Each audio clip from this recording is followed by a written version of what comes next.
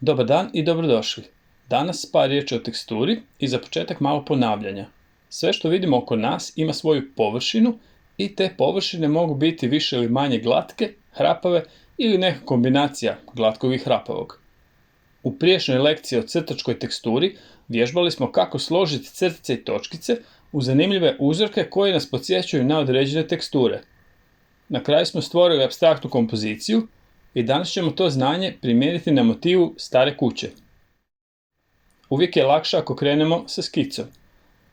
Skica može biti više ili manje detaljna.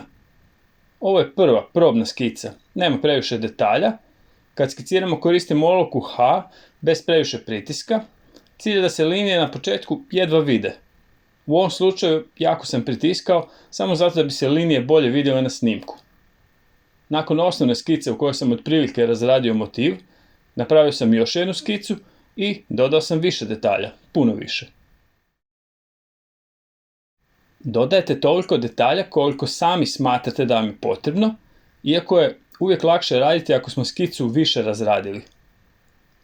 Na skici vidimo da sam u biti odredio plohe, ali te plohe neću ispunjavati crtama i točkicama olovkom. To onda više ne bi bila skica, to bi bio crtež.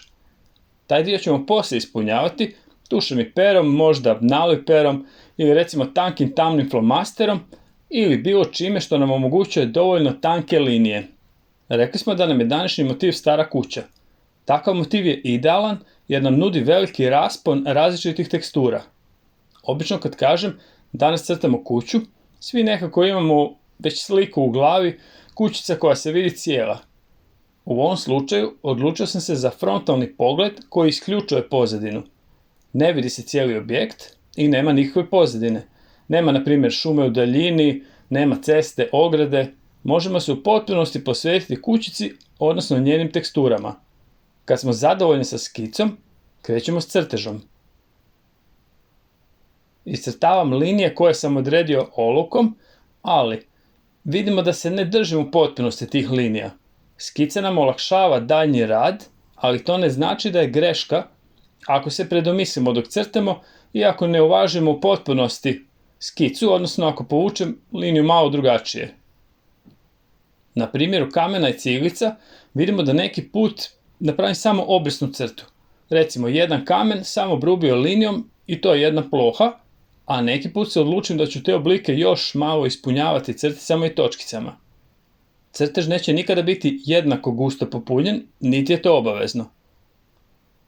Dok radite, ocijenite koji dijelovi trebaju biti riješeni detaljnije, a gdje može biti malo manje detalja.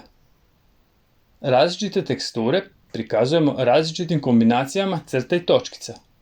Cilj je imati raspon, odnosno imati različite uzorke koji nam djeluju kao logični dijelovi veće cjeline.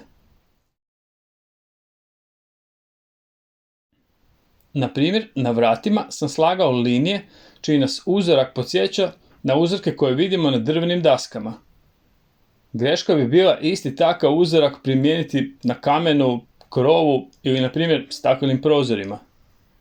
Uvijek različitu površinu moramo riješiti različitom kombinacijom crtica i točkica. Ne može na svaki dio slike djelovati isto. Probajte naći neku staru kuću i napravite crtež na kojem ćemo imati prikazane sve teksture koje su na tom objektu prisutne.